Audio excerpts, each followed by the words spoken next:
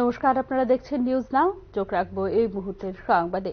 কার্যকারিতার অভাবে নিষ্ক্রিয় হয়ে পড়েছে ত্রিপুরা সহ কিছু রাজ্যের তথ্য কমিশন বলে মন্তব্য করল দেশের সর্বোচ্চ আদালত। এভাবে প্রতিষ্ঠান থাকার লাভ কি বলেও পর্যবেক্ষণে মন্তব্য করেছে দেশের সর্বোচ্চ আদালত।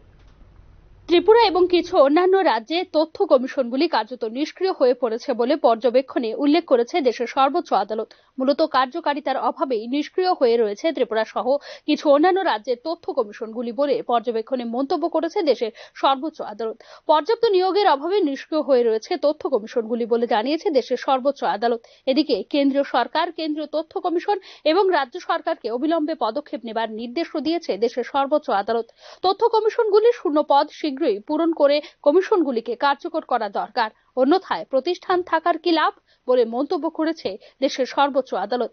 শুধু তাই নয়, তথ্য কমিশন কার্যকর করার জন্য শূন্য পদ পূরণে বাছাই কমিটি গঠন, প্রার্থীদের মানদণ্ড এবং নিয়োগের সময়সীমা ছাড়াও আবেদনকারীদের তালিকা আগামী এক সপ্তাহের মধ্যে জানানোর নির্দেশও দিয়েছে দেশের সর্বোচ্চ আদালত। উল্লেখ করা যেতে পারে, ত্রিপুরা সহ কয়েকটি রাজ্যের তথ্য কমিশন সক্রিয় করতে কেন্দ্রীয় সরকার এবং রাজ্য সরকারকে গত 26 নভেম্বর 2024 তারিখে নির্দেশ দিয়েছিল সর্বোচ্চ আদালত। শুধু তাই নয়, এক্ষেত্রে হলফনামা জমা দেওয়ার জন্য ত্রিপুরা সহ সংশ্লিষ্ট রাজ্যের মুখ্য সচিবদের নির্দেশ দিয়েছিল দেশের সর্বোচ্চ আদালত। এদিকে কেন্দ্রীয় তথ্য কমিশন এবং রাজ্য তথ্য কমিশনের শুধুমাত্র একটি নির্দিষ্ট শ্রেণীর প্রার্থীদের কাছ থেকে নিয়োগের বিষয়টি নিয়ে সমালোচনা করেছে সুপ্রিম কোর্ট। এক্ষেত্রে শুধুমাত্র সরকার বা আমলাদের পছন্দের লোক নয়, সমাজের সর্বস্তরের উপস্থিতি বাঞ্ছনীয় বলে মন্তব্য করে দেশের সর্বোচ্চ আদালত।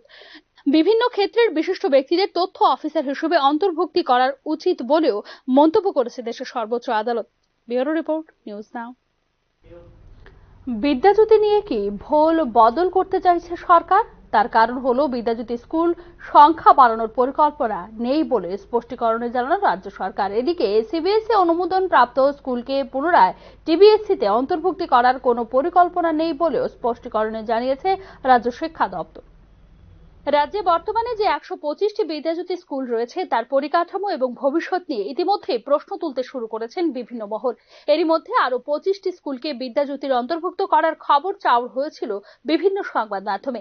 এই বিষয়টিতে এবার স্পষ্টীকরণ দিল রাজ্য সরকার। বিদ্যাজ্যোতি প্রকল্পে আরো 25টি স্কুল অন্তর্ভুক্ত করা হবে, এই খবর সত্যের উপর ভিত্তি করে নয়। বিদ্যাজ্যোতি স্কুলের সংখ্যা বাড়ানোর জন্য দপ্তরের এমন কোনো পরিকল্পনাই নেই বলে এক লিখিত স্পষ্টীকরণে জানিয়েছে রাজ্য সরকার।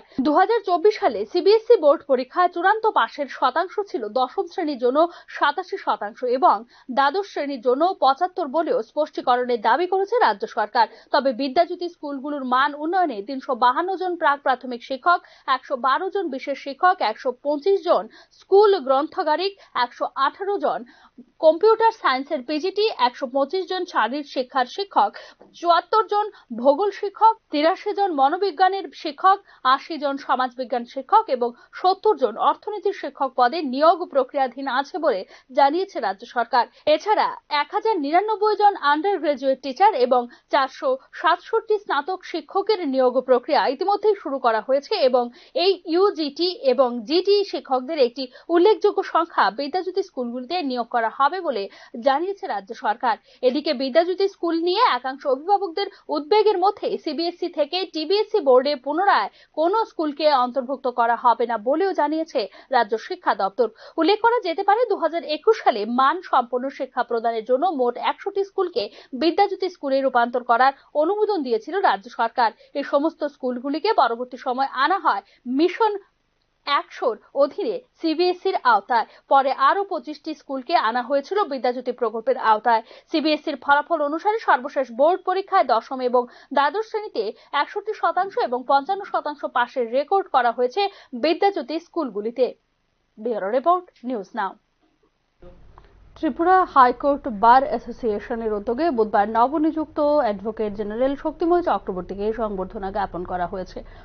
বার অ্যাসোসিয়েশনের বরিষ্ঠ আইনজীবী সহ অন্যান্য এই সংবর্ধনা অনুষ্ঠানে উপস্থিত ছিলেন।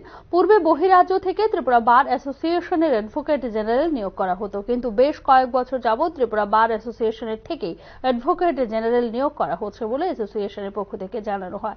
তাই তার প্রতি সম্মান প্রদর্শনের জন্য অ্যাসোসিয়েশনের পক্ষ থেকে তাকে সংবর্ধনা দেওয়া হয়েছে বলে জানিয়েছে ত্রিপুরা হাইকোর্ট বার অ্যাসোসিয়েশনের সম্পাদক সুব্রত সরকার।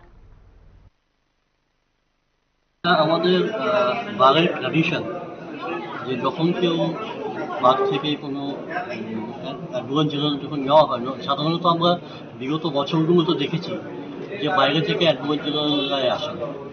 তো যখন আমরা ইদানিং গণতান্ত্রিক স্যার যে বহুদিন বাদে ওনাকে আমাদের রাজ্যের থেকে অ্যাডভান্স জেনারেল করা হয়েছিল, শক্তিময় চক্রবর্তী স্যারকে করা হয়েছে, এবং এটা আমাদের বাঘের ট্র্যাডিশন যে যখন কেউ আমাদের বাঘ থেকে অ্যাডভান্স জেনারেল হিসেবে এলিভেটেড হয় তখন আমরা ওনাকে সম্বর্ধনা দিই। এইচএমপিভি ভাইরাসের প্রাদুর্ভাবে সতর্ক হয়ে উঠেছে রাজ্য সরকারও। এক্ষেত্রে শুরু হয়েছে পরীক্ষণ। শ্বাসকষ্টজনিত রোগীদের জন্য বিশেষ পর্যবেক্ষণ শুরু হয়েছে হাসপাতালগুলিতে। কেন্দ্রীয় সরকারের নির্দেশেই এর সতর্কতা রাজ্য সরকারের।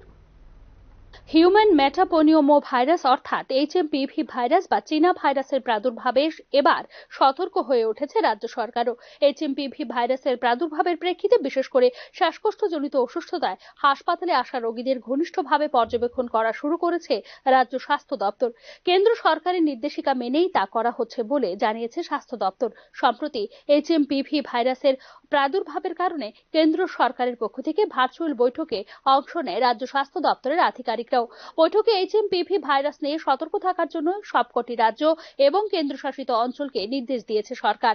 এরপরই রাজ্যের প্রধান প্রধান হাসপাতালগুলিতে এইচএমপিভি ভাইরাস সংশ্লিষ্ট লক্ষণ সম্পন্ন রোগীদের উপর বিশেষ পর্যবেক্ষণ শুরু করেছে রাজ্য স্বাস্থ্য দপ্তর। এইচএমপিভি ভাইরাস নিয়ে শীঘ্রই একটি দেশব্যাপী নির্দেশিকা তৈরি করা হবে বলে রাজ্যগুলিকে জানিয়েছে কেন্দ্রীয় সরকার। এইচএমপিভি সংক্রমিত কোনো মামলা ধরা পড়লে তা অবিলম্বে ভারত সরকারকে জানানোর জন্য সবকটি রাজ্যকে নির্দেশ দিয়েছে কেন্দ্রীয় সরকার। তবে এক্ষেত্রে আতঙ্কিত না হবার জন্য এবং জনসাধারণকে সচেতন করার জন্য রাজ্যগুলিকে নির্দেশ দিয়েছে কেন্দ্রীয় সরকারের স্বাস্থ্য মন্ত্রক। এদিকে এইচএমপিভি ভাইরাস নিয়ে করণীয় কেন্দ্রীয় সরকারের নির্দেশিকার জন্য অপেক্ষা করা হচ্ছে বলে জানিয়েছে রাজ্য স্বাস্থ্য দপ্তর। এইচএমপিভি ভাইরাস লক্ষণযুক্ত রোগীদের নজরদারিতে রাখা হয়েছে এবং এখনো পর্যন্ত আমাদের রাজ্যে কোনো রিপোর্ট নেই বলে নিউজ নাওকে জানিয়েছে রাজ্য স্বাস্থ্য দপ্তরের একজন উচ্চপদস্থ আধিকারিক। এদিকে বিশেষজ্ঞ চিকিৎসকদের মতামত অনুযায়ী করোনা মোকাবেলায় যেসব সতর্কতা নেওয়া হয়েছিল একই ধরনের পদক্ষেপ এই ভাইরাস প্রতিরোধ করা সম্ভব। বাইরে গেলেই মাস্ক পরা, 20 সেকেন্ড ধরে সাবান দিয়ে ঘন ঘন হাত ধোয়া, হাত দিয়ে নাক মুখ স্পর্শ না করা, আক্রান্তদের থেকে নিরাপদ দূরত্ব বজায় রাখা, জনসমাগম স্থল এড়িয়ে চলা, হাঁচি কাশি দেওয়ার সময় মুখে টিস্যু দিয়ে ঢেকে নেওয়া এবং ব্যবহৃত টিস্যুটি সাথে সাথে মুখ বন্ধ করা ডাস্টবিনে ফেলে দিয়ে হাত সাবান দিয়ে ধুয়ে ফেলা। যদি টিস্যু না থাকে তাহলে কোনোই ভাঁজ করে সেখানে মুখ গুঁজে হাঁচি দেয়া, রোগ প্রতিরোধ ক্ষমতা বাড়াতে পুষ্টিকর খাবার খাওয়া এবং পর্যাপ্ত পানীয় গ্রহণ ও শ্বাস প্রশ্বাসের ব্যায়াম করার নিদান দিয়েছেন বিশেষজ্ঞ চিকিৎসকরা। সর্দি কাশি জ্বর হলেও অবহেলা না করে চিকিৎসকের পরামর্শ নেওয়ার উপদেশও দিয়েছেন বিশেষজ্ঞরা।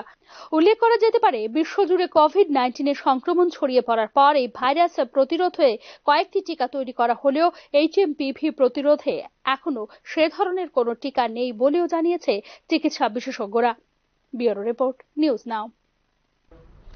জাতীয় অনূর্ধ্ব-23 মহিলাদের টি-20 ফরম্যাটে নিজেদের তৃতীয় ম্যাচে দুর্বল মিজোরামের বিরুদ্ধে 84 রানে জয় পেল ত্রিপুরা। বুধবার জামশেদপুরের কেনান স্টেডিয়ামে টসে জিতে ত্রিপুরাকে ব্যাটিং করার আহ্বান জানায় প্রতিপক্ষ মিজোরাম। দুর্বল মিজোরামের বিরুদ্ধে প্রথমে ব্যাটিং করার সুযোগ কাজে লাগায় চণ্ডীগড় ও দিল্লির কাছে পরাজিত হওয়া টিম ত্রিপুরা। এক্ষেত্রে পূজা দাসের অপরাজিতা 57 এবং অধিনায়ক অন্বেষা দাসের অপরাজিত 46 রানের দৌলতে নির্ধারিত 20 ওভারে 2 উইকেটের বিনিময়ে 134 রান করে ত্রিপুরা। জবাব দিতে নেমে নির্ধারিত 20 ওভারে 4 উইকেটের বিনিময়ে 54 রানই সংগ্রহ করতে পারে মিজোরাম।